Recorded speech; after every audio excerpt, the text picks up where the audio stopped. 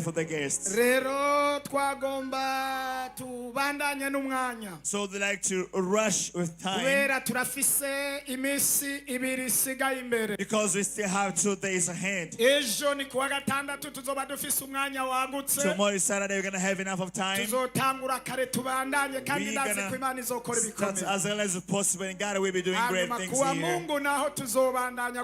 And on Sunday, we're going to do the same things as well. With no delay, we're going to read the Word of God.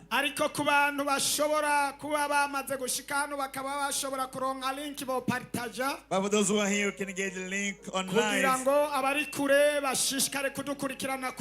They can share for those who are far away to follow us.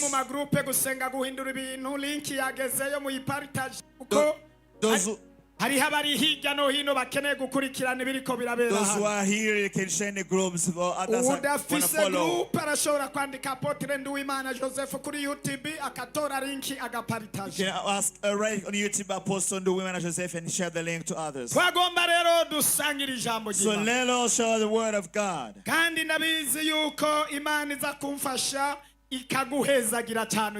I know God will help me and bless you today. The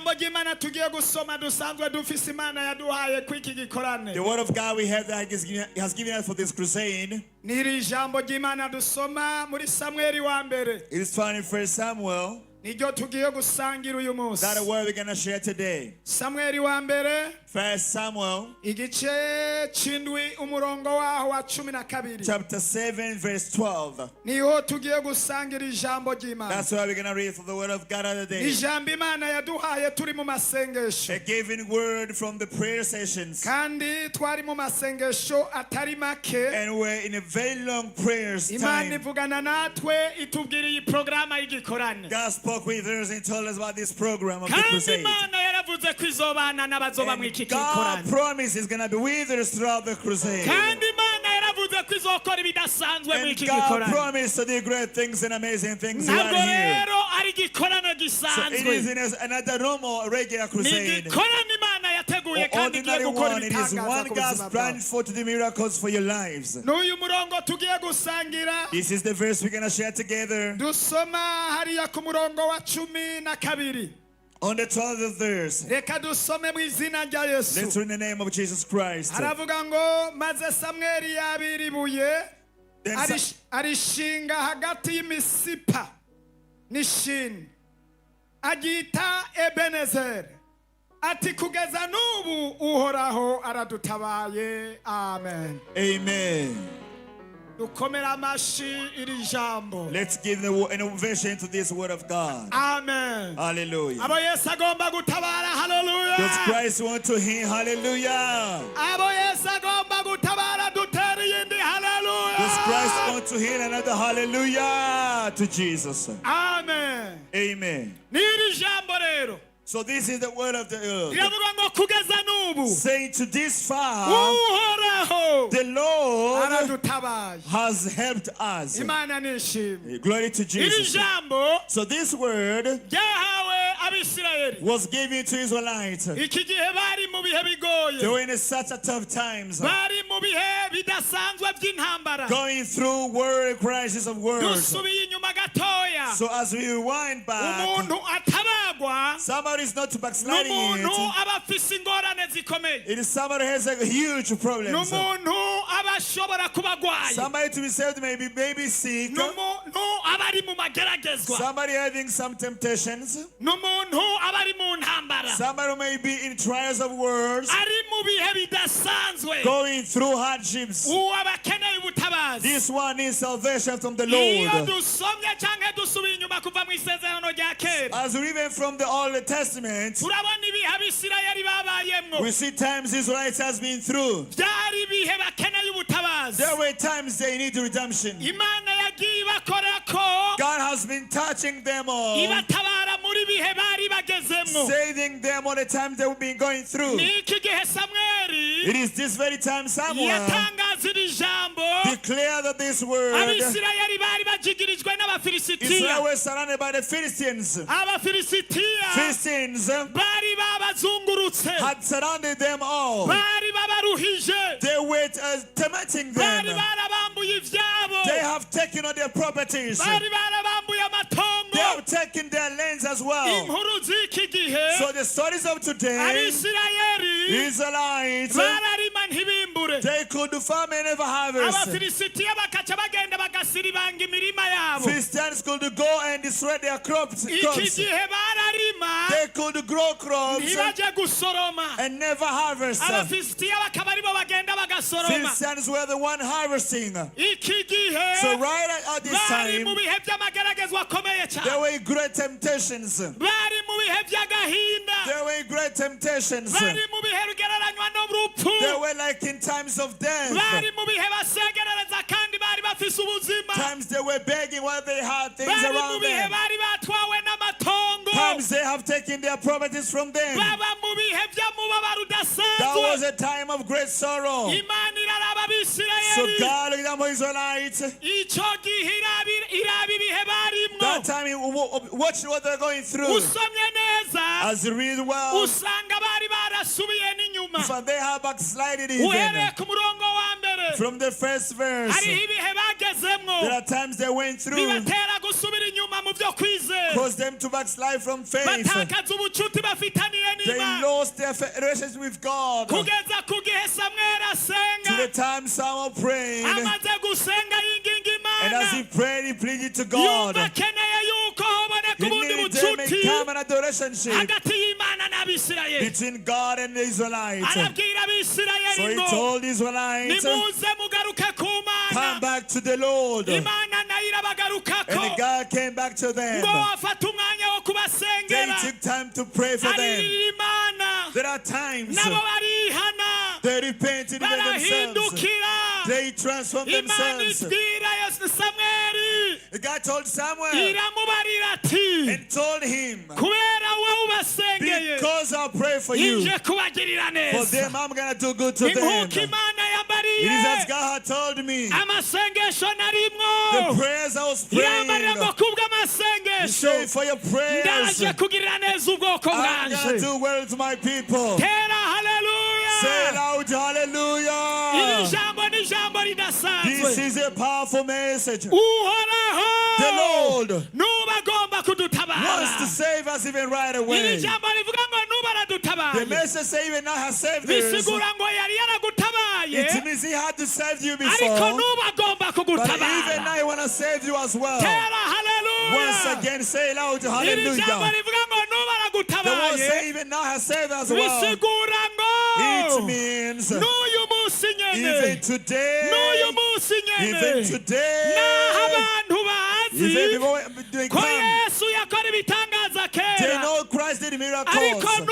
But even today, Jesus still performs miracles. Say loud, hallelujah. I want to tell you that even today, the Lord wants to save somebody here. If you'll be here right, you would say loud hallelujah to Jesus Christ. Even now, the Lord has saved us as well. It means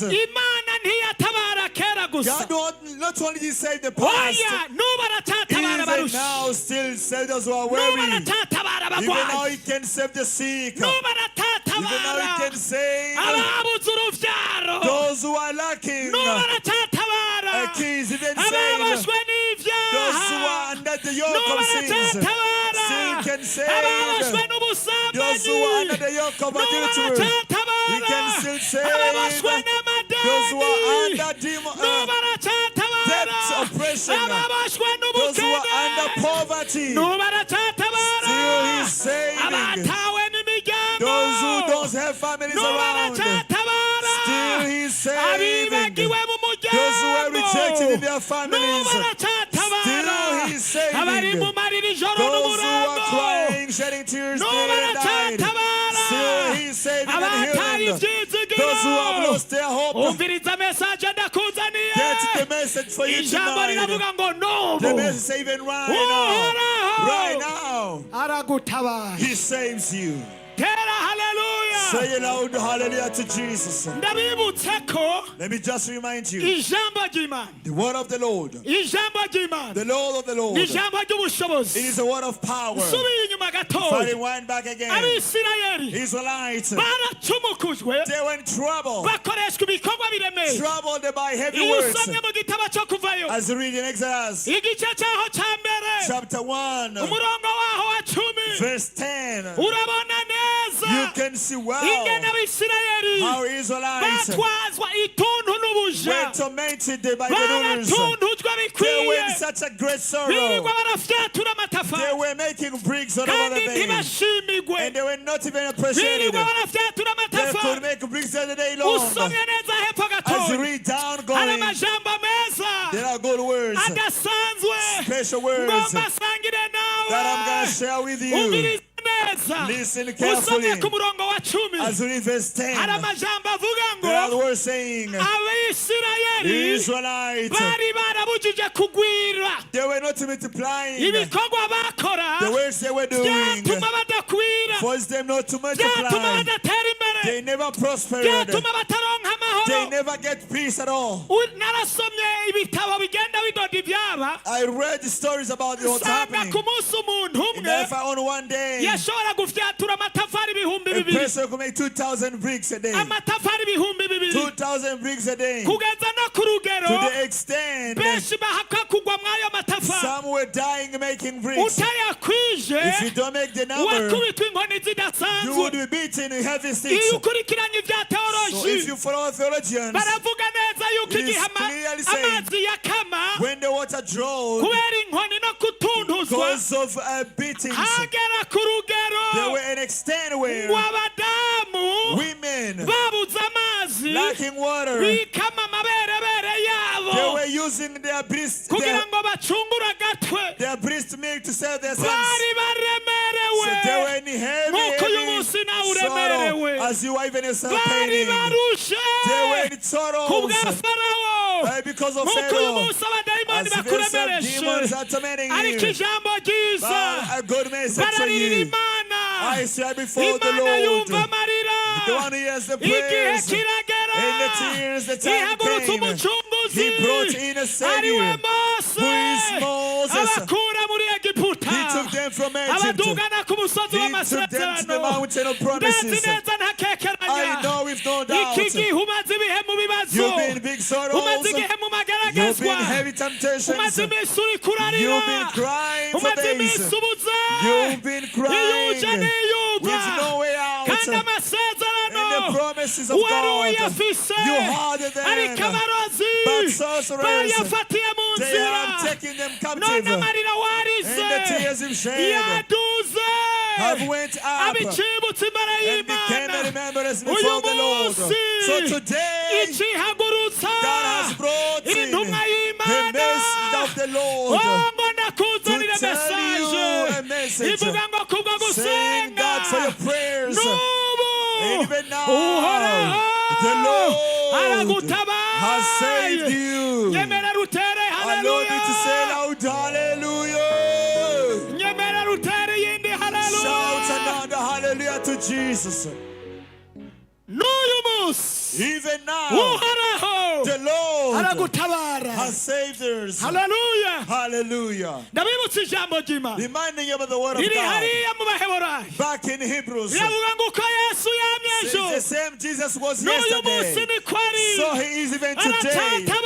Still He saves, still He redeems, still He gives rest and healing.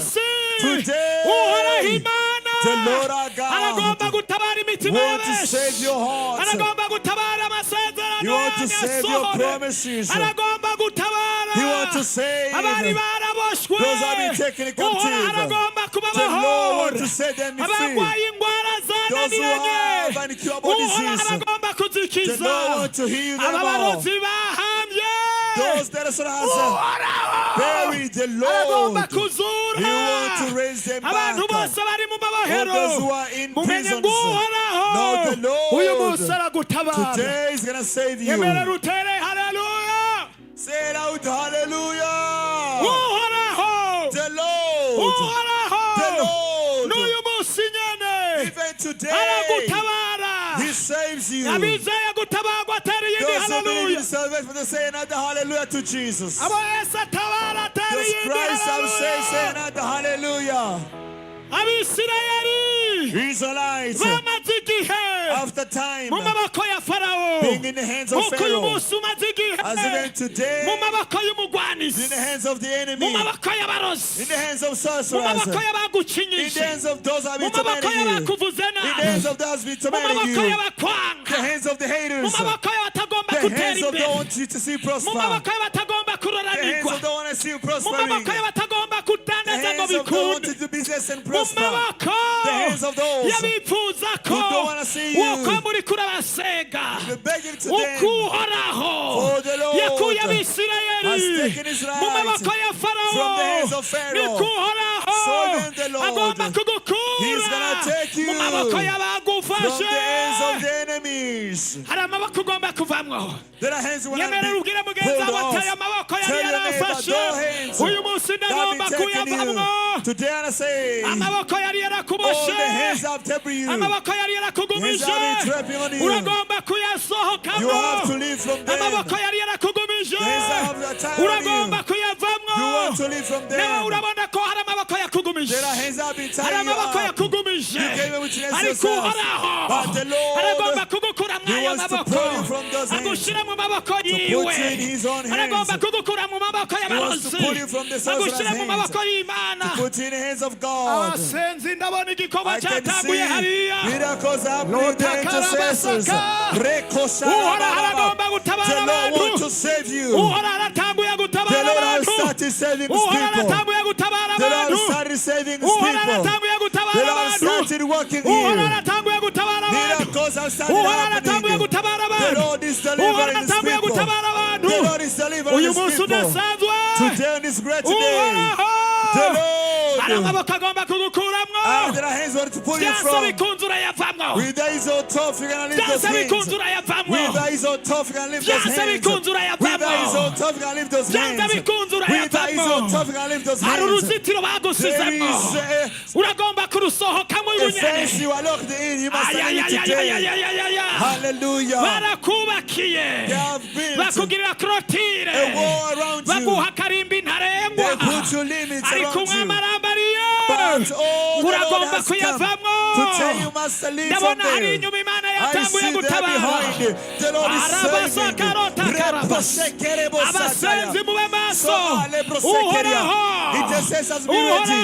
Intercessors be aba ready. bantu bose bariko The barafatwa Lord, those who are being bazane mw'iki taken, kibanza hano bring imbere them here. ndagomba I kubasengera want to pray for them niko here. ndavuga bazane hano Bring them here. bazane hano bazane Bring hano them here. bazane hano bazane Bring hano them here. uhoraho aratanguye The Lord gutabara has started delivering bazane mw'iki them. kibanza Bring them here. uhoraho adatanguye gutabara The Lord has started n'ubwo delivering ubwiza people. bw'imana butanguye I feel the kugendagenda presence of God bazane moving mw'iki here. kibanza hano I feel the presence agira of God abasenzi moving nk'abangahe here. baza hano And the says us something to uhoraho come aratanguye here. gutabara The Lord has started n'ubwo delivering ubwiza people. bw'imana bururutse I can feel the n'ubwo power of ubwiza bw'imana God. bururutse The power of God have come uhoraho down here. aratanguye The gutabara Lord has started delivering uhoraho aratanguye people. The gutabara Lord has started delivering uhoraho aratanguye people. The gutabara Lord is setting n'ubwo free. ubushobozi buraje mu I can ishengero see the power in n'ubwo the ubushobozi church. burasohoye mu The ishengero power in the gathering. ubushobozi burageze mu The power in ishengero the gathering. ubushobozi burageze The mu power in ishengero the gathering. ubushobozi buratanguye The power in the kugendagenda gathering. ratakarabasa ritekerobasa arotekerobasa uhoraho aratanguye gutabara uhoraho aratanguye gutabara uyu munsi ni umunsi udasanzwe abasenzi renovasiyo hagati uhoraho aratanguye gutabara uhoraho aratanguye gutabara uhoraho aratanguye gutabara ndasabye abakozi b'imana bari hariya uve mu byicaro uhoraho aratanguye gutabara uhoraho aratanguye gutabara ndabona ukuboko kw'imana kurakoze abakozi b'imana nimunyaruke hariya mu ishengero urakoze mpemu yera uhoraho aratanguye gutabara uhoraho aratanguye gutabara uhoraho aratanguye gutabara rotakarabasaka uhoraho aratanguye gutabara uhoraho aratanguye gutabara n'ubu uhoraho aragutabaye topasa bazane urabasaka uhoraho aratanguye gutabara ubushobozi buriko buragendagenda ubushobozi buriko buragendagenda is moving right here. abasenzi bamwe bagendagenda ho mu ishengero uhora atanguye gutabara tumva mpemu yera kuko kw'Imana kurabakozeko nguye umuriro w'Imana ubushobozi bw'Imana umuntu wese yarozwe ibyo baboshe ibyo bahambye nguye umuriro abasenzi arabasaka turasabye abagabo bakomeye baze kudufasha abagabo babandi bo kumutakura basanzwe baza guterura abantu hari inyuma barengewe rataka uhoraho hari inyuma barengewe uhora atanguye gutabara urakoze mpemu yera uyu munsi barabahoka ibyo byose bari baraboshe ibyo bari baraboshe hari inyuma y'elevasiyo ibyo bari barahambye birabarekura mu izina rya Yesu ndasevya ibyo bariye birasohoka nguye umuriro cagagura imigozi uhora atanguye gutabara ushozi imbaraga z'Imana ziriko zirakora umuriro w'Imana retakarabasaka nguye umuriro w'Imana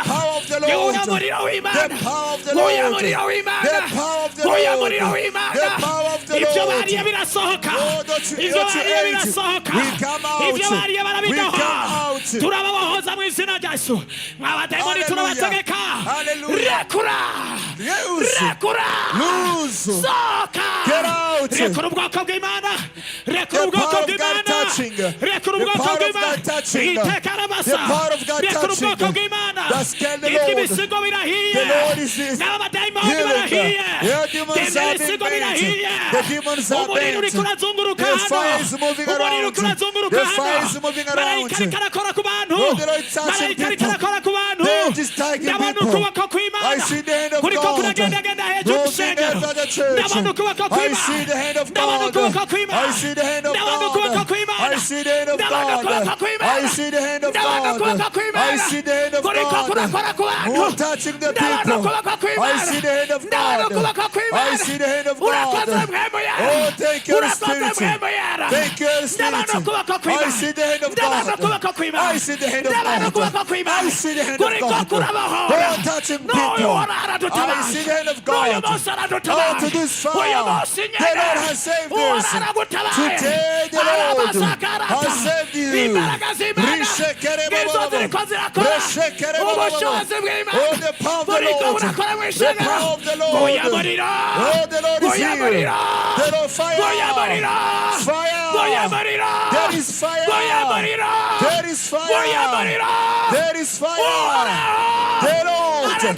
has saved us.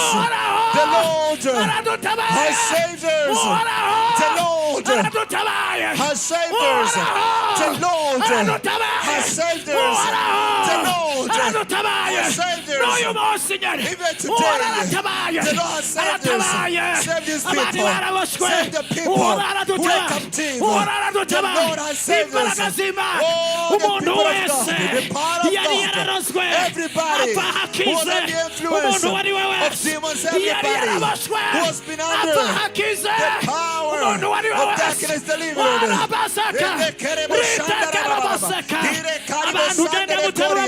I see them behind. Intervention there behind. Intervention there behind.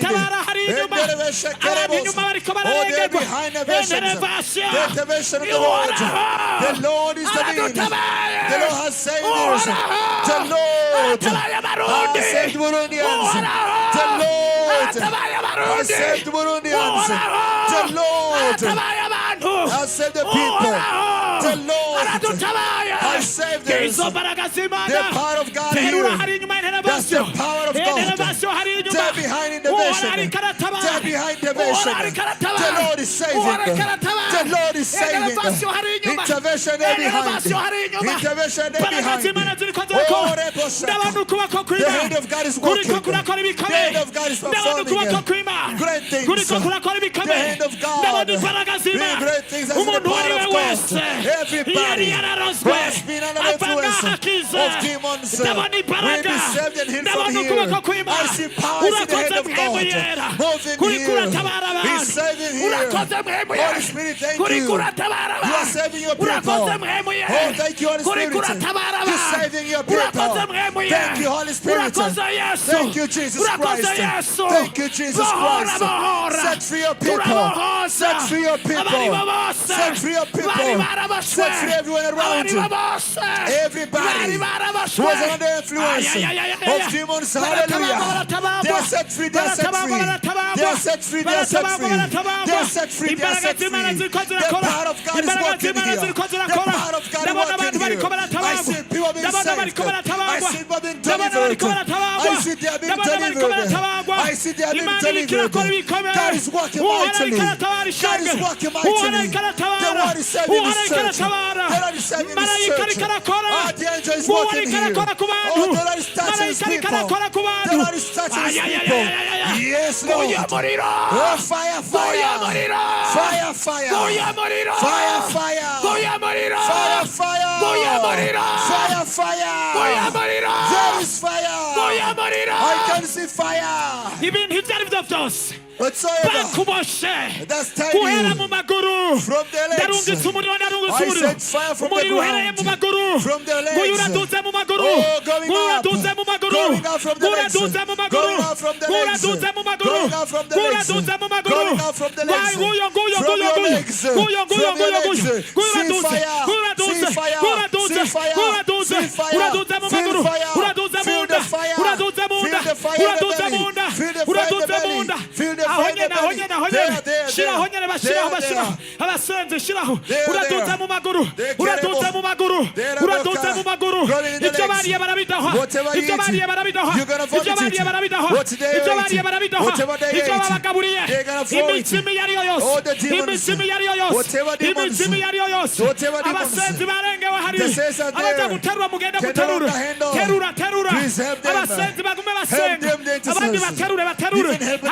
Abagabo bafasha guterura hari inyuma barengewe hari inyuma barengewe ibyo bariye barabidaho ibyo bariye barabidaho abasakaroto kisombaraga zina kubwo ubushobozi bw'Imana kubwo ubushobozi bw'Imana barabohoka mu izina rya Yesu barabohoka mu izina rya Yesu barabohoka mu izina rya Yesu barabohoka mu izina rya Yesu barabohoka mu izina rya Yesu barabohoka guriya fata innovation hariya turasabye abagabo mukomeye bazunguruke hano baprotesi ubushobozi buhora ubushobozi buhora ubushobozi buhora ufagera abantu senga imbaraga z'Imana uhora aradutabara turafashe mpiri ubushobozi bwose bw'umwijima turabusambura ubushobozi bw'abarozi turabusambura ubushobozi bw'abakonikoni turabusambura mu izina rya Yesu egera fata uriya muntu ndasabye abantu bakomeye begere ahantu bafata abantu bariko bariruka hariya kubera abadayimoni kubita ibisigo mu izina rya Yesu uhora aratabaye uhora aradutabaye uhora aradutabaye uhora aradutabaye uhora aradutabaye uhoraho uyu muntu reka abasenzi bari he uyu muntu tupasikarota senga uhoraho aradutabaye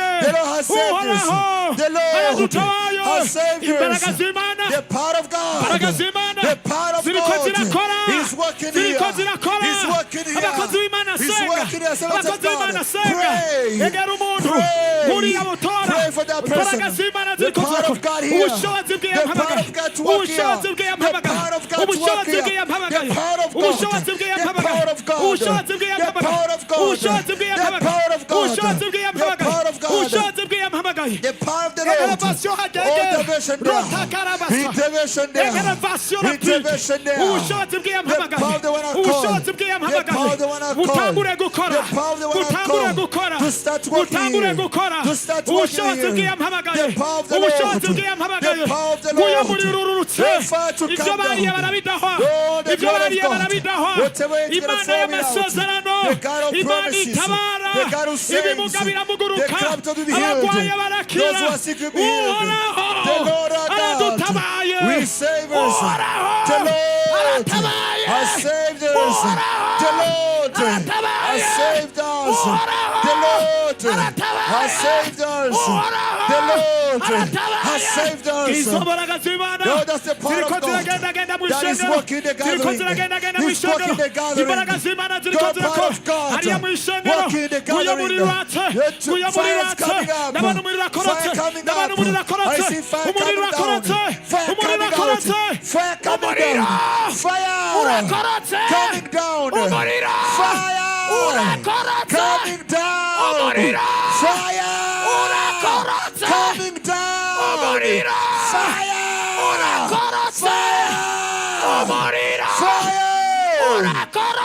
down. Fire. See the fire. See the fire.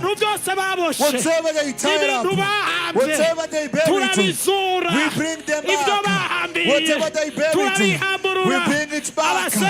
Intercessors pray. The Lord to start working here. The hand of God is working here. The hand of God is working here. In the name of Jesus. In the name of Jesus. Crippled are healed. Crippled are being healed. In the name of Jesus. In the name of Jesus. He set free. The power to deliver you. Whatever you ate will be thrown out.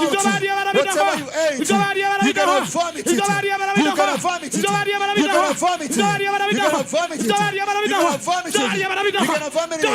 You're going to vomit it. You're going to vomit it. You're going to vomit it. Get out, demons. Get out, demons. Get out, demons. Get out. Get out. The fire of God is moving. The fire of God is moving. I see the hand of God. I see the power of God moving mightily. Everyone sick will be healed. From your temples tied up will be set free. I see the angels cutting the chains. Cutting the chains. He's breaking the chains. He's breaking the chains. I see the intervention of the side. Intervention of the Lord. The intervention of the Lord. The intervention. I see the angels being in the camp and breaking the chains. The angel with a knife cutting the chains and the ropes. Everything being cut. Everything through the power. Through the power. Great men. Trust in the people. Ushers. Great ushers. Assistant. People in front there behind. Oh, I see the angel of God. Coming mightily. Coming mightily.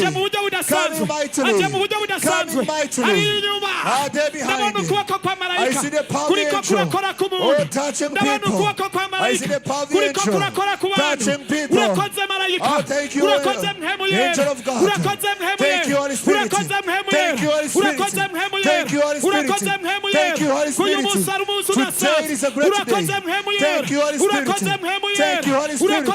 Thank you, Holy Spirit. The power to deliver. The intervention here. The intervention right here. The intervention right here. Intercessors here. I see what being overflowed.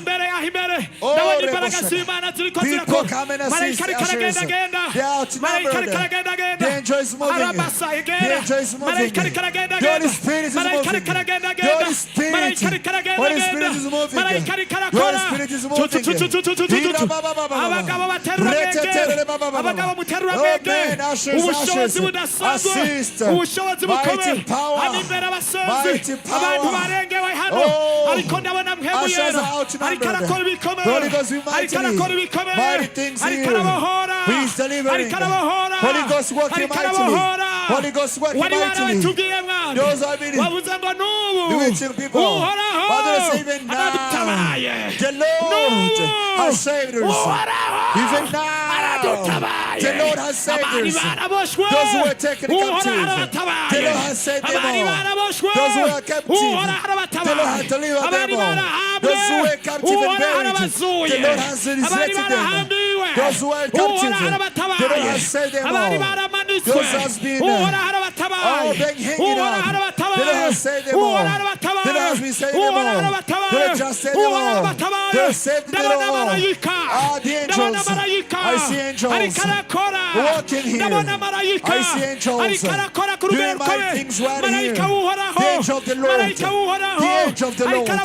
He's saving mightily. The angel of the Lord. The person can fall down. Assist. Help them with the hands. Help them with the hands.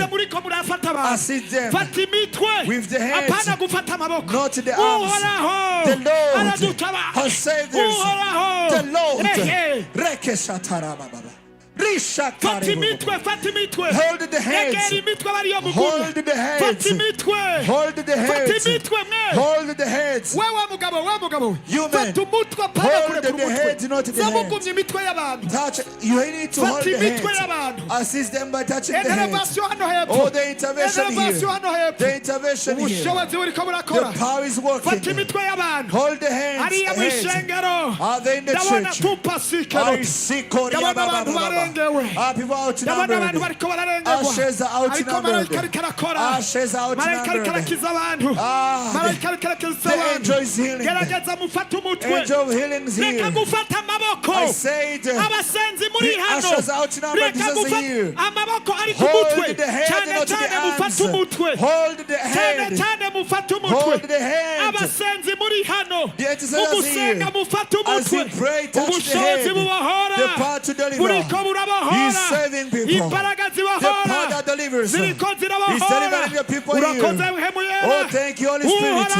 The Lord. He's saving this church. The Lord. He's saving this church. The Lord. He's saving this church. The Lord. He's saving this church. The Lord. I see the Holy Ghost. He's touching people.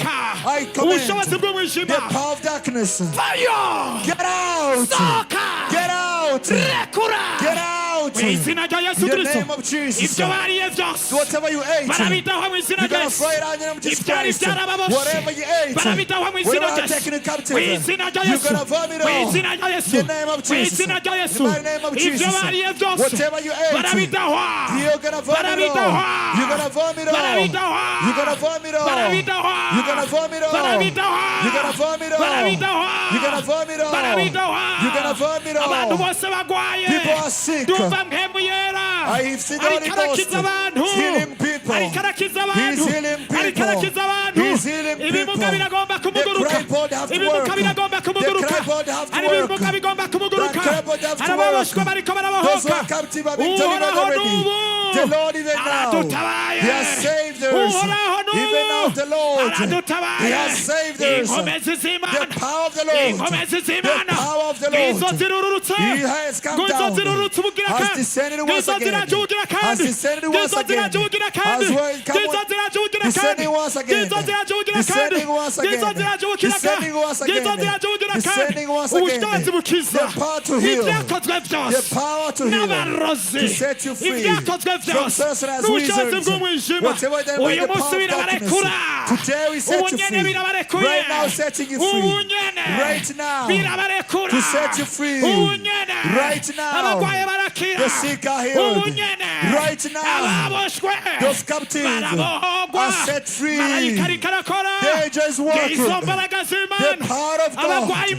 Those who are sick from pneumonia, paralysis, those who have headaches, those who have belly pain, those who have tumors, demons. Surgery from heaven. Surgery from heaven. Surgery from heaven. Surgery from heaven. Surgery from heaven. Surgery from heaven. Surgery from heaven. Those who are pain in the legs, pain in the bones, those who are taking up teeth are being delivered. Are being delivered. They are delivered. People started working. People started working. The power of God. People wake up teeth. Sick having heartaches. The Holy Ghost is telling me those people are healed. Those people are healed. Their heads are healed. The headache is over. The headache is over. The headache is over. Those who had a disease, having some pains. Oh, the pain is over. The pain is over.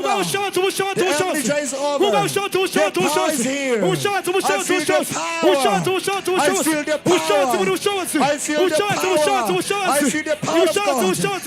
Power. It is whatsoever. Whatsoever.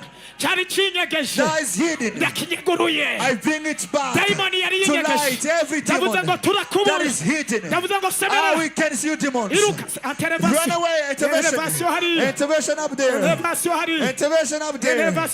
Intervention everywhere.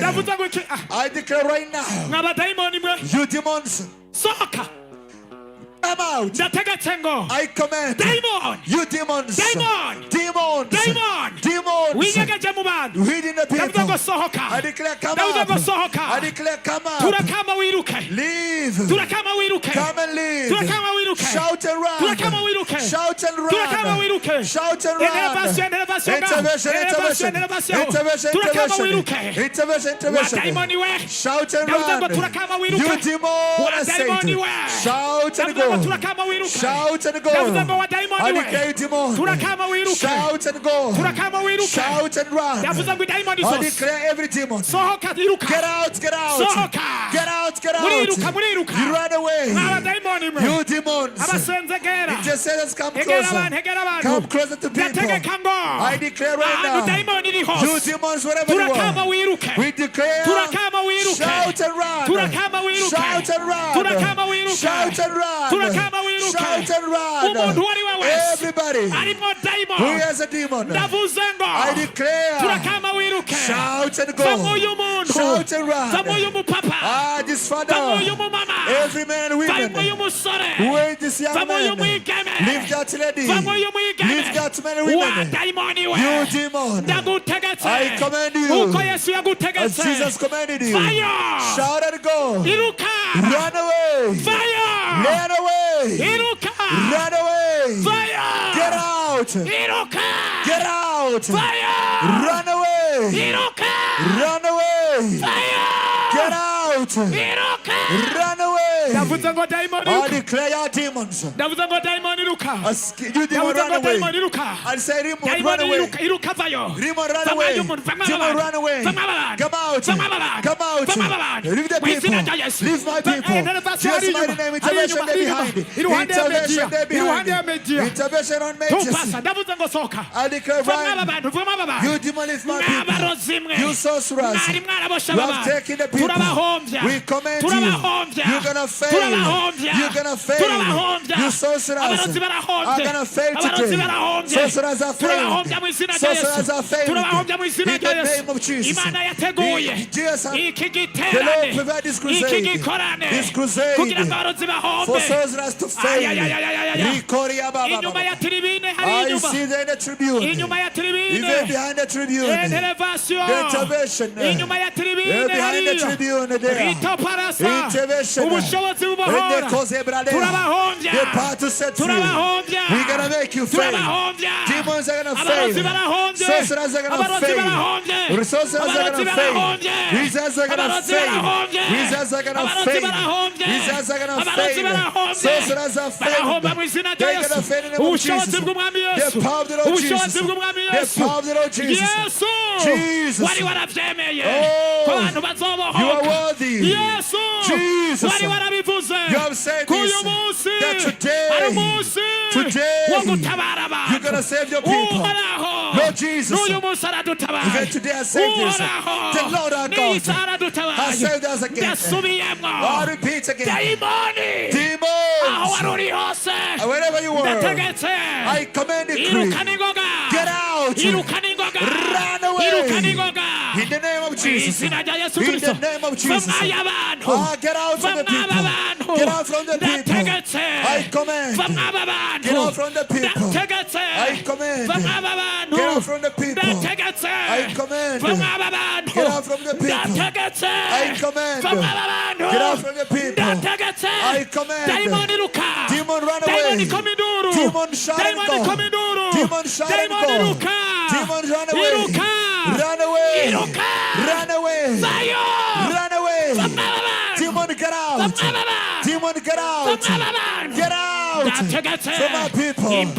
I decree the power to set free. The power to set free. The power to set free. The Holy Ghost is working. The Holy Ghost is working mightily. In the name of Jesus. Get out. Get out.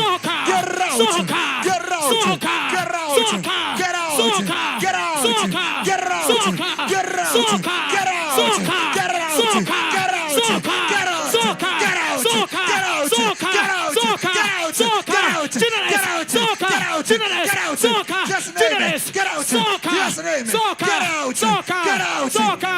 Get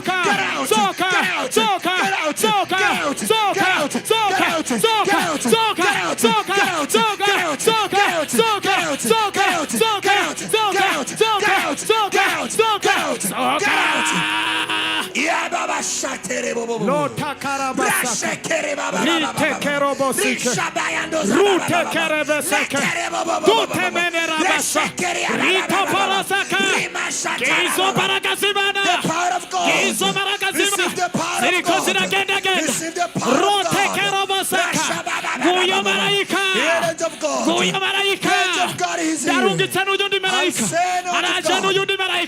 Another angel. Satan God is here.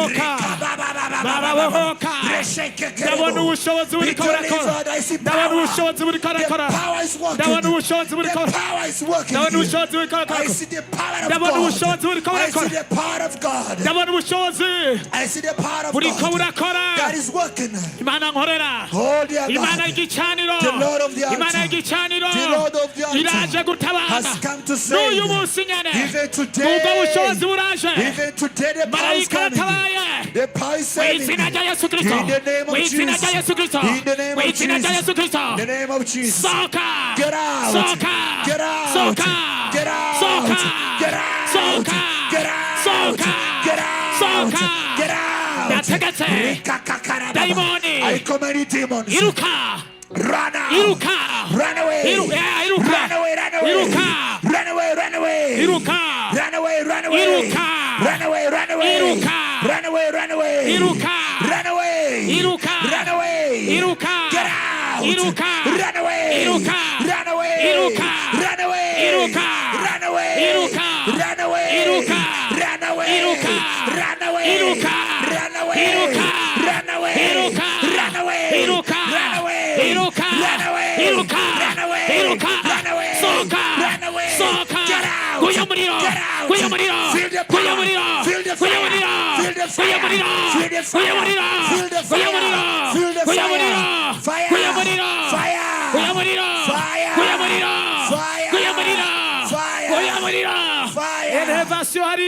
Intervention there.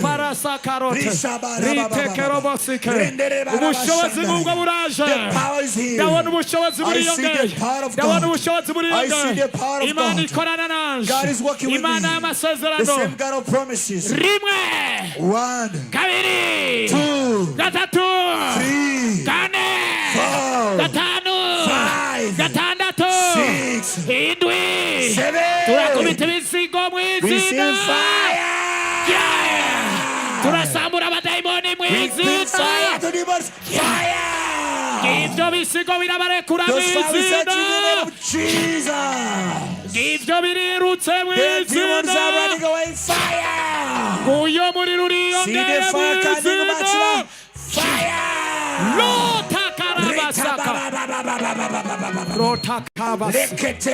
Turasubiye gukubita ibisigo mu izina.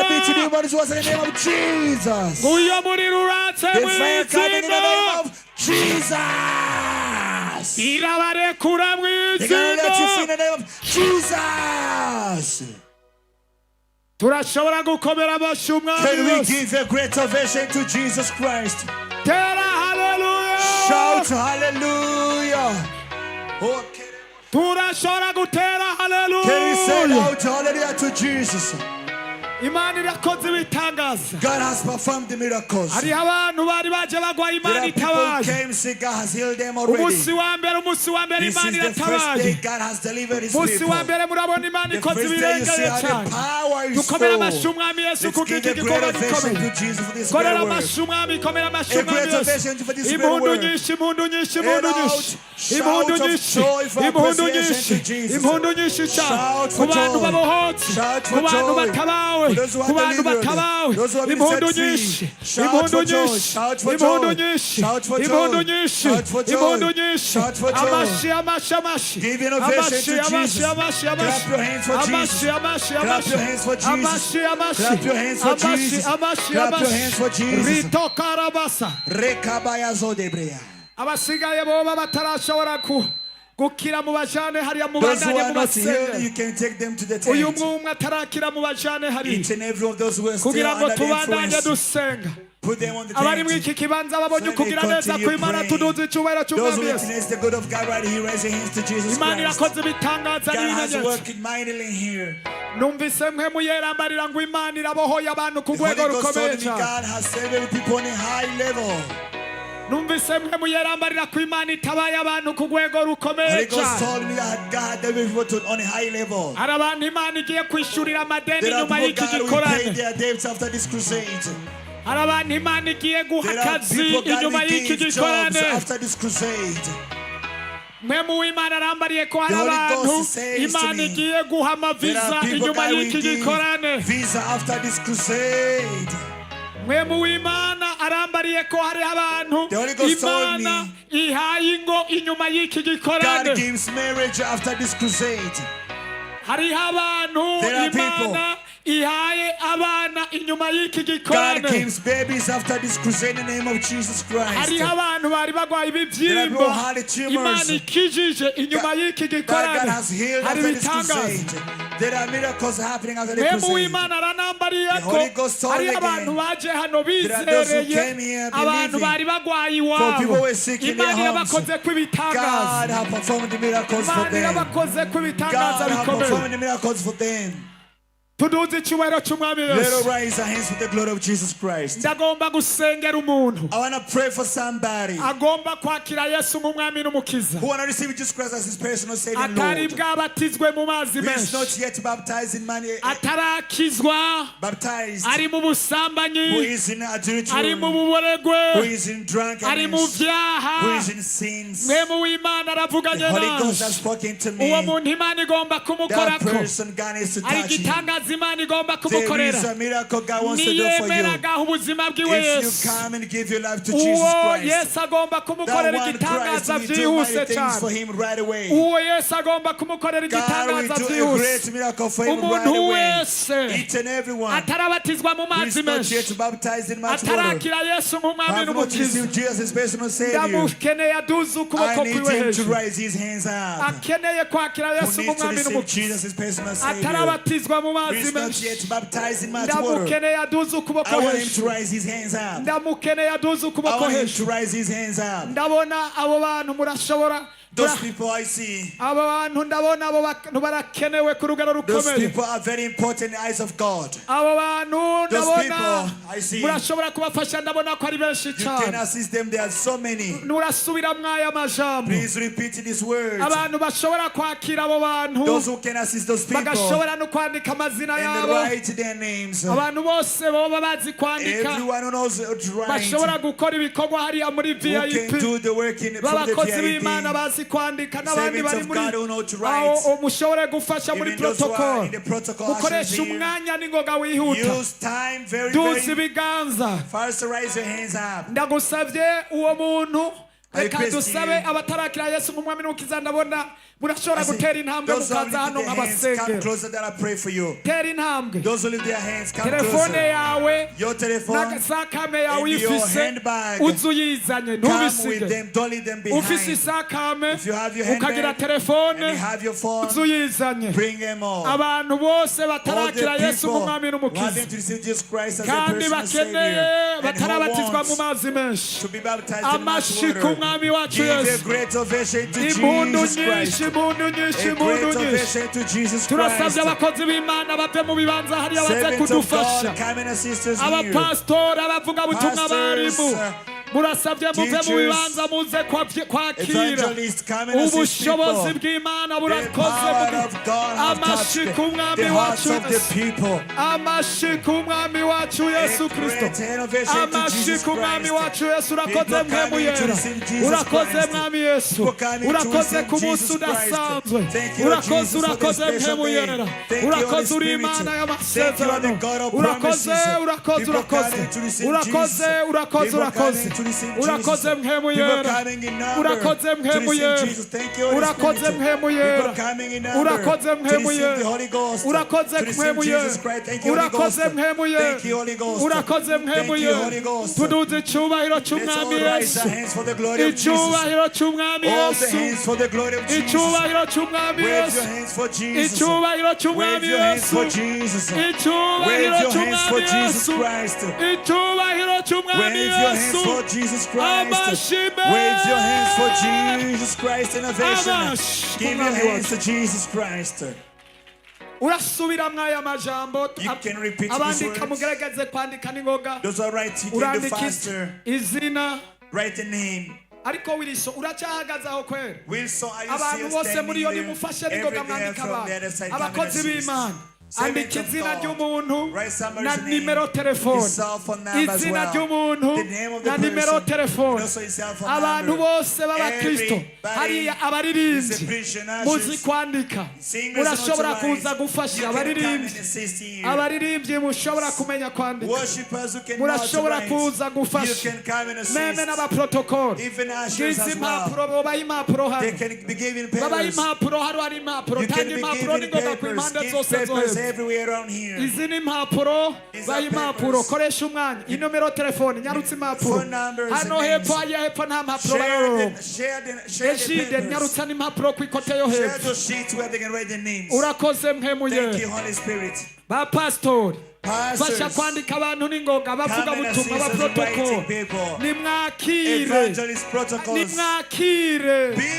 nimwakire abandi b'Imana yadutumye n'Imana ije gutabara nibo batumye haba igikorane nk'iki iki gikorane cyabaye ku bw'aba bantu iki gikorane cyabaye ku bw'aba bantu iki gikorane cyabaye ku bw'aba bantu andika n'ingoga turabasabye abantu ntimugende mu mwanya hariho intahe umwanya uracyariho birakenewe ko mugenda mwumvise intahe mumenye na porogaramu idasanzwe udasanzwe no mu bari ngaha hari intahe zigomba gushinga ubunyeni intahe zidasanzwe z'ibintu Imana ikoze ubunyeni intahe zidasanzwe mwemu w'Imana aranyemeje ko hariho abantu uyu mwanya nyene bakize kandi bagomba gushinga intahe urakeneye kutanga itangaza cyawe andika ngoga mu bubangutsi koresha umwanya mu bubangutsi koresha umwanya mu bubangutsi andika ningoga urakoze Mana urakoze Mana ndasengera abantu aba bantu ndabasabiye umugisha aba bantu ndabasabiye inkomezi z'Imana aba bantu ndabasabiye amasezerano bari baboshwe igihe kirekire n'ubugunge bw'umugwanizi aba bantu bari baboshwe igihe kirekire n'abadayimoni ariko uyu munsi bararekuye baravuye kwa shetani baragomba kwakira umwami wacu aba bantu umwami Yesu bashire mu biganza byawe abari ubazigama ubakure mu byaha ubakure mu byaha ubakure mu byaha ubahe agakiza ubahindurire ibihe mwami Yesu aba bantu bagirire neza abantu bahezagire ubakure mu buboregwe ubakure mu busambanyi ubakure mu gahinda ubakure mu byago uyu munsi udasanzwe aba bantu babona amahoro abahora bari mu busambanyi abahora banywa inzoga uyu munsi bayizinukwe bakwakire nk'umwami n'umukiza aba bantu ndabasengeye aba bantu ndabasengeye aba bantu ndabasengeye aba bantu ndabasengeye cagagura imigozi yari yarababoshe cagagura imigozi yari yarababoshe uyu mwanya nyene bakira ubugingo budashira bahindurirwa ibihe bakira agakiza kandi ucuhindura amazina yabo cuhindura amateka yabo cubahindurira ubuzima cubakura mu mubabaro bari bamazemo igihe ubashire mu bugingo Mana ndagushimiye kuri Imana y'amasezerano subiramwo aya majambo mwami Yesu mwami Yesu ndakwakiye nk'umwami n'umukiza ndihanye ibyaha byanje byose uhereye uyu munsi ndakwakiye nk'umwami mu buzima bwawe ndihanye ibyaha byanje byose mbabarira Yesu ibyaha nagendeyemo byose bihanaguza amaraso yawe uhereye isaha umpa ubuzima bushasha umpa izina rishasha umpa amahoro mashasha umpa umunezero mushasha ibyari byaramboshe ndavyiyambuye uhereye umunsi mbaye icyaremwe gishasha shetani ndekura lose me shetani devil ndavanye nawe I scatter you away from me ninjiye mu bugingo budashira now I enter eternal life amaraso yawe Yesu your blood oh Jesus waviriye ku musaraba that is shed at the cross anyoza ibyaha byanje to cleanse me from all my sins angira icyaremwe gishasha to make me a new creation urakoze Mana thank you Lord kongiriye imbabazi for forgiveness zina rya Yesu in the name of Jesus Christ amen amen amashimeshe ku mwami Yesu a great ovation to Lord Jesus Christ mwebwe mukiri hano ndagomba ndamoriyante I want to guide you abari ku Musaga those who are in Musaga hariho aruguru ya zone hajya hariho repentance next to zone Musaga we have a repentance church ejo tuzobabwira amanimero y'abungere muzoza murarondera abaherereye mu makaritiye muri mwe abaherereye Mutakura Cibitoki pariti zose aho dukorera ni ku Mutakura ku ibarabara ry'umunani nomero 16 all over the neighborhood Mutakura 85 nejo mu gatondo even tomorrow tuzosengeraho isaha 8 tuzoba tugeze ngaho abegereye hajya rero kumutakura kaze n'umunsi w'ejo mu gatondo tubakire abegereye mu Cyarama muce hajya mu Cyarama ku mashengera abiri abegereye ngaha mu Gasenyi Gisandema. Those who are in Gisandema Gasenyi. Hariho Repentance. We have Repentance Church. Abegereye ku Ijabe. Those who are next to Jabe. Presidents. State House. Hariho Repentance. We have Repentance Church. Mu mpande zose hano. All over the city. Mu Ruziba. In Ruziba. Aho hose hariho Repentance. We have Repentance Church. Iyo mwitenga. There in Itenga. Ahantu hose bibaye ngombwa abifuza orientation. Those who want to be guided. Murindire mu mwanya ntimugende abakozi b'Imana barashobora kubakira abatariyandikwa mutarandikwa mwandikwe abatarandikwa mwese mwandikwe. Yesu abaho umugisha mwinshi cyane. Turabasavye ishengero ryose umunsi w'ejo umviriza amatangazo imbere yuko mumva amatangazo umuntu wese yumva Imana yakijije mubo twasengeye yumva Imana yamukijije yajagwaye akaba yabonye igitangazo akiyumva yari yaje ameze nabi akumva ubuyakize arashobora gushira ukuboko hejuru umva yakize. Everybody who is healed. What have you been suffering from? Waje uno musi uvuye kwa muganga. Dusabe Pastor Justin. Bamuhe microphone ashobore gufasha aba bantu. Kandi mu mwanya turakeneye intare. S'il vous plaît turabasabye mwihangane gatoya. Uyu yaraje avuye kwa muganga ubunyene. Ari intare zidasanzwe. Z'abantu bakize ingwara mu rwego rukomeye. Urashobora kuza hano. You can come here. Turasavye n'uwundi wawundi yakira umusonga ashike hano. Ashobora gushika hano ari uwo twasengeye. Agwaye umusonga imyaka 7. Ashobora gushika hano. Hariho n'uwundi yari yarabuze. Bari baramuroze.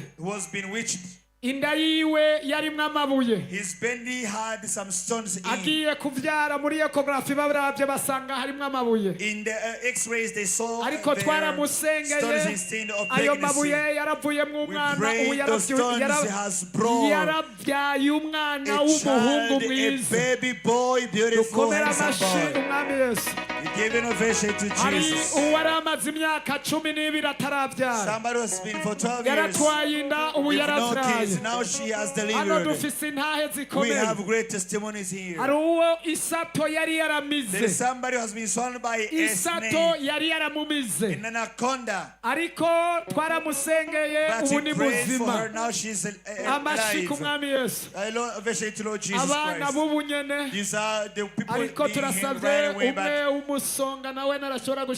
the one for pain, you can come up. Those who are healed today.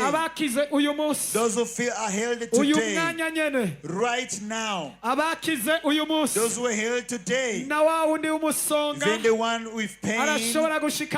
Y'all can come here. I feel that somebody who is paralytic. The Holy Ghost has healed me right away. The Holy Ghost has had pains. There are some pains in the leg. You couldn't work properly. I feel the Holy Ghost telling me that has healed him already. So, follow the testimonies of this. Before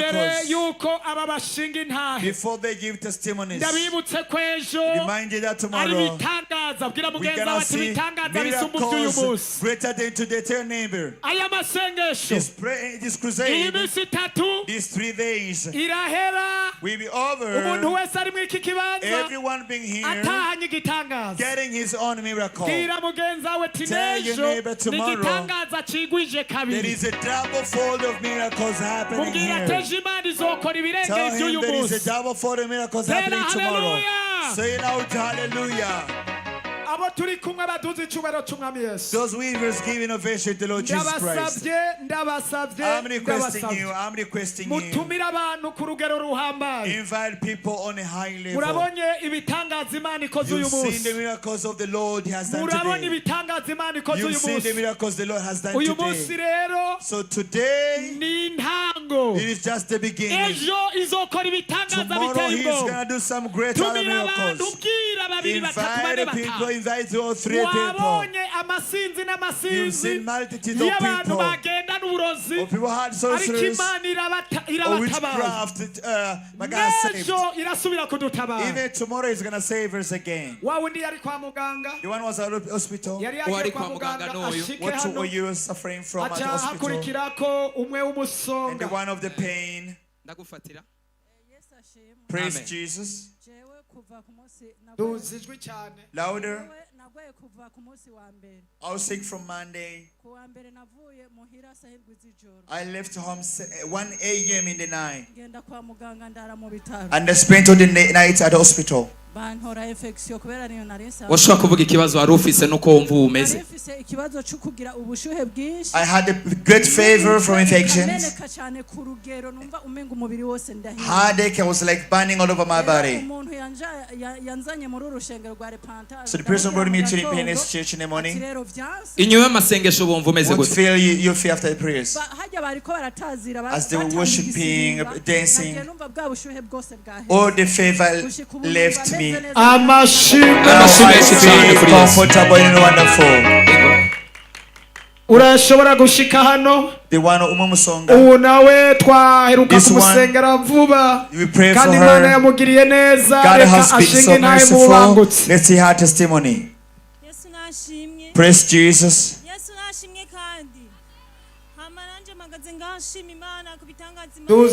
Iyi microphone ntajwi ririmo. Duzijwe ry'uyu muntu.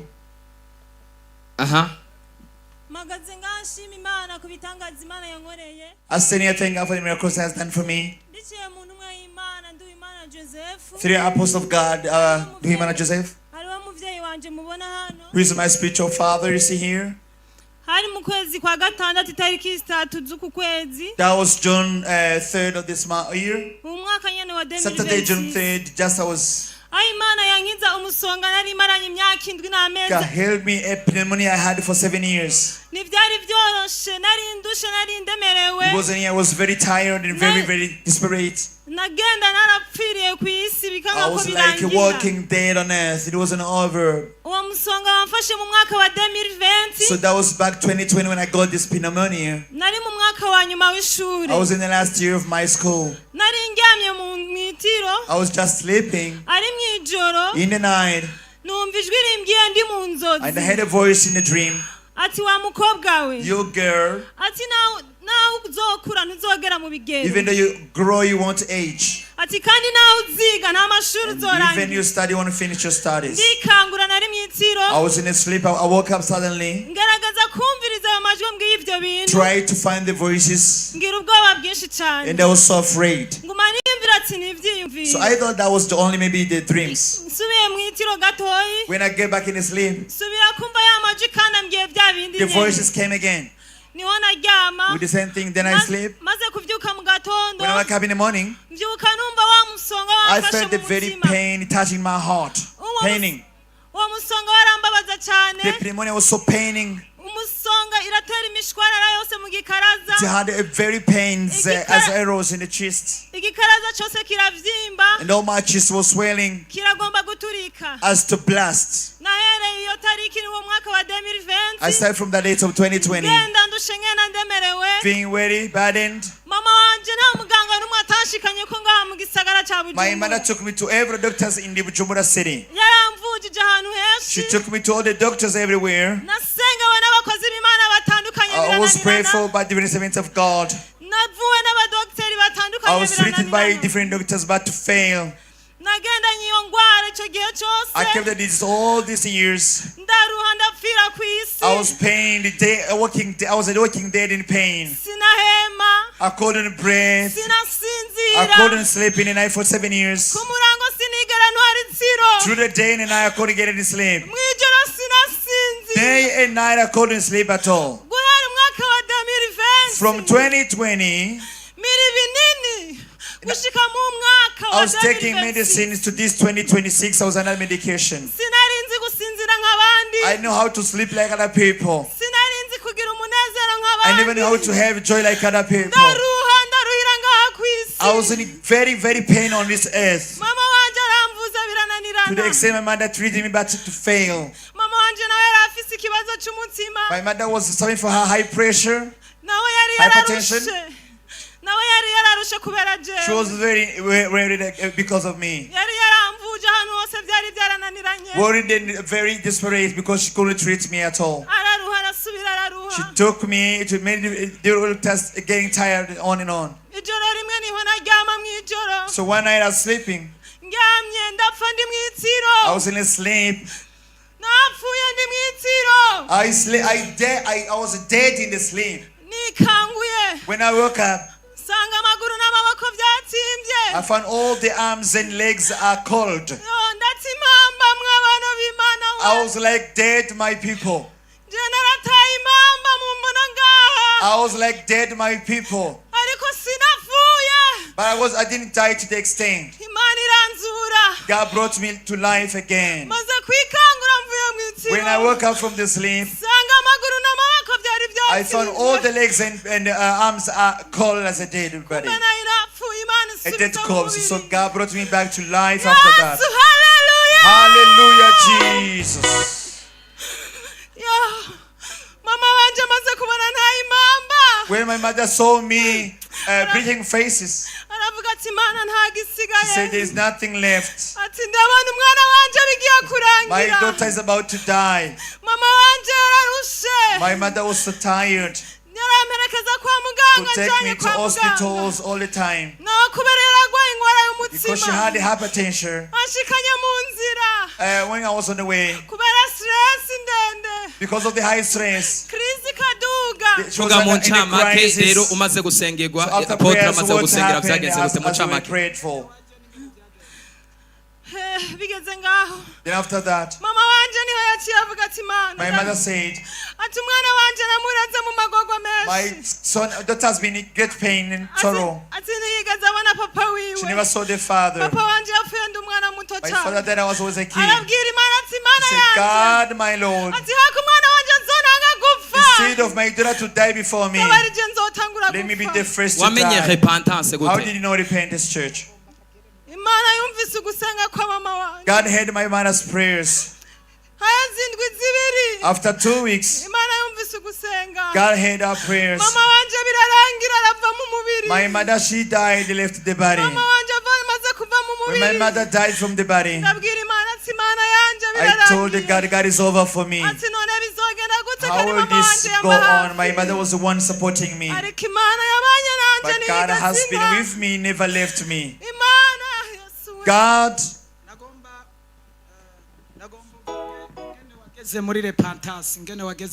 I want you to say how you came in repentance and how you was healed, because time is running short. I came in 2024. I was heading to Mutakura to see one of my cousins. And I greeted my cousin. Told me Shahani told me, there's a great servant of God here in Mutakura. The servant of God, if you come there, you will see the miracle of God. In repentance, that's where I came. Nobody brought me. I came on my own, finding the address. And when I came in, God received me. After receiving me, told me, my daughter, you've been bewitched. You've been under the influence of demons and witchcraft. The one who has witched you, he gave you the spirit of death and loss. Whatsoever you touch, nothing prosper in your life, in your family. Then I said, it is true. My family was tired. My family was discouraged. They have lost a lot of money getting me treated. So it was. So how were you healed? I was healed. It was on June 3rd this year. It was through a mouth crusade. I had to come in the crusade. And I was sitting there behind the back, just hooking to a pillar. And I was in the pain again. And my chest was full of pain. And I cried to God, saying, God, if there is necessary, let it be over right away here. I'm so tired. And I'm so tired and ready. So the Son of God, he called me. He said, there is a lady sitting there behind. Stand up where you are seated. When I stood up where I was sitting, told me there is a pain that you've been suffering from for years. Doctors tried to treat you, but in vain. I said, yes, it is true. Doctors have failed. Everywhere they have failed. He said, you've been bewitched, my daughter. You've been bewitched, my daughter. Listen this therefore. Those who did it bad to you, today they will put to shame. Your pain is over. Amashimeshe kumwambia kuva icyo gihe tugusengeye uwo musonga tukakubwira ko utazosubira kuwumva waciyukira narasubiye kumva n'ubunagama nasinzira inyuma y'imyaka indwi dukomera amashyi umwana wacu Yesu Kristo kubera umwanya utujanye turagomba duhe uyu yabyaye inyuma y'imyaka 12 abandi muzoshinga intahe ejo dukomera amashyi umwami Yesu ejo urabona ko akikiye ikibondo yarose inyuma y'imyaka 12 ageze muri repentance tukamusengera nagomba ndabasabe umuntu wese muzi ko byase kwa vyara ejo mumuzane abagwaye abantu batavyara abarotswe inyatsi indwara izo arizo zose umunsi w'ejo ubundi uno munsi ni intango ibitangaza bidasanzwe n'umunsi w'ejo kuwa gatandatu. Tomorrow we having great miracles happening. Hallelujah. Amen. Hallelujah. Amana ndahagaze ngaho magushimira Imana. You are thanking God. In repentance we have a great God, a great God. I was also bewitched. My belly was swelling. I suffered for like 11 years of the pain in my belly. Because not understanding prayers, my husband took me to a witch doctor. Say, let's go to a witch doctor. Don't go where we went. Say how you got sick, baby, how you got the kids, how you came to repentance, and how you get pregnant. After doing so, that's where I heard on the radio message. Pastor was preaching on the radio. And when I listened to the radio, I said I headed to Mutakura on 8th Avenue. When I reached there to Mutakura, I witnessed the hand of God. I was prayed for. Things that was in the belly came out. God delivered me. That very month, God showed His mercy upon me. And that was bantu b'Imana muri repentance hari Imana ikomeye. We have a great God. Amashimeshi kumwami wacu Yesu Kristo. Murashobora gutera haleluya. You can say loud hallelujah to Jesus. Nagomba ndabasabira umugisha. I want to pray for blessings. Murashobora guhagarara gatoya. Please stand on your feet once again. Murashobora guhagarara gatoya. You can stand on your feet. Urashobora kwatsa telefone yawe. You can stand if it is ringing at your phone. Ukayatsa itara. Lit up your lamp. Turagomba duhe. We want to invite.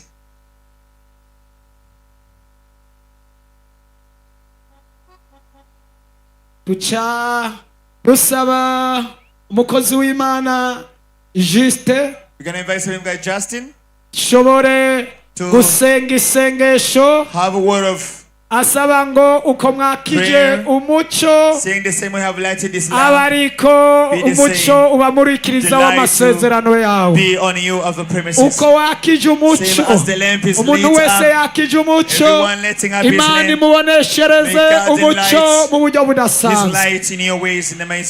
Hanyuma inyuma yahejeje gusenga turasabye dusabye Pastor Olivier ashike hano gatoya aruke ariko arasenga, as he's praying. Hanyuma ace ashika hano pastor ahejeje. Turabasabye tumira abantu. Ejo ni saha umunani, ejo ni saha umunani, amashengero yose ari pantase muzosengera iwanyu nk'uko bisanzwe. Isaha umunani tuzoba turi hano. Abakiye Yesu nk'umwami n'umukiza muzobe mwaje mw'ico kibanza nyene twababwiye Yesu abaha umugisha. Reka dusabe Juste asenge Imana.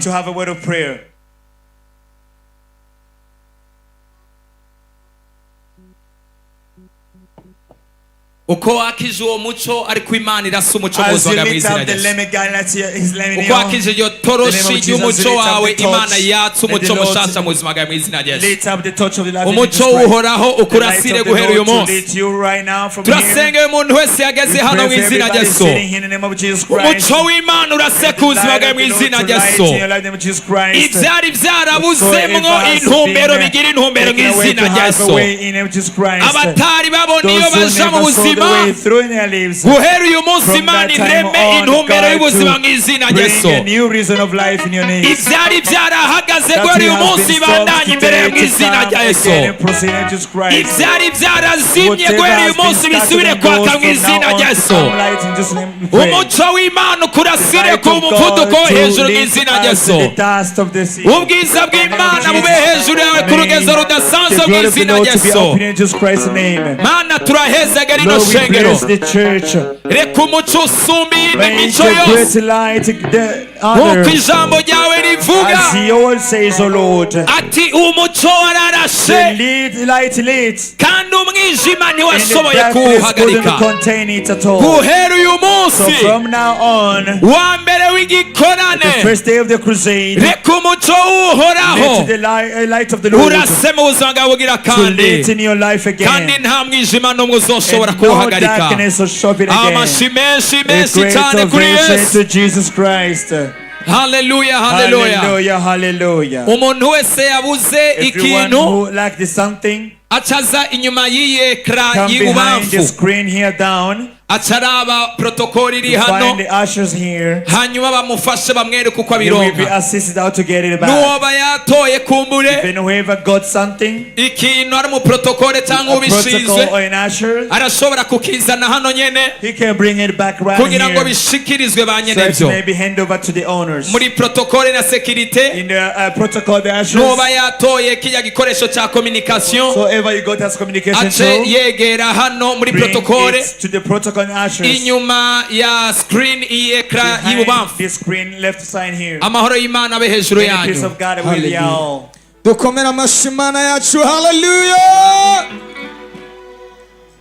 Mujana amahoro y'Imana. Tubasabe ejo azobari inyigisho z'abakozi b'Imana isaha 3 abarongoye amadepartement matandukanye, abakozi b'Imana bavuga butumwa, abapasteri, umuntu wari wese afise igikorwa yoboye hari inyigisho. Ikindi tubasaba mugende buke atangura bari hari inyuma abandi bakurikire buke mwirinde umusunikano, mugende gahoro gahoro. Imana ibagirire neza. Ugende wakira igitangaza c'Imana mu izina rya Yesu. Gende wakira inyishu y'Imana mu izina rya Yesu. Igitangaza kigukurikirana aho uca hose. Inyishu y'Imana igukurikirana aho uca hose. Amavuta y'Imana gukurikirane mu izina rya Yesu. Ibidasanzwe bibane nawe. Ejo nawe uzozana intahe Imana yaguhaye ku buzima bwawe. Imana ibahezagire. Inyigisho ni